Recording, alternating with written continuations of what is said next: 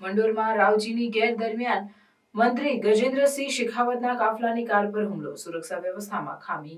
14 March 2025ના રોજ રાજસ્થાનના જોધપુર જિલ્લાના મંડોર વિસ્તારમાં રાવજીની ઘેર કાર્યક્રમ દરમિયાન કેન્દ્રીય મંત્રી ગજેન્દ્રસિંહ શેખાવતના કાફલામાં સામેલ એક રિઝર્વ પર કાર પર હુમલો થયો હતો। આ હુમલામાં કારનો આગળનો કાચ તૂટી ગયો હતો, પરંતુ સદનસીબે તે સમયે મંત્રી કારમાં હાજર ન હતા। આ ઘટના દરમિયાન કોઈને ઈજા પહોંચી નથી।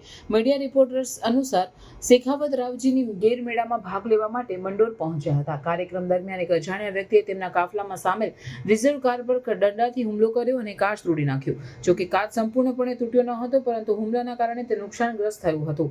આ ઘટનાને પગલે જોધપુર પોલીસે સુરક્ષા વ્યવસ્થામાં વધારો કર્યો છે અને હુમલાખોરની ઓળખ માટે નજીકના સીસીટીવી ફૂટેજ તપાસી રહી છે।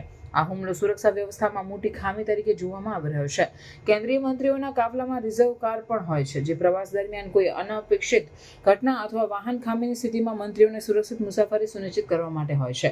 આ હુમલાને લઈને મંત્રીની સુરક્ષા વ્યવસ્થામાં પ્રશ્નો ઉઠી રહ્યા છે।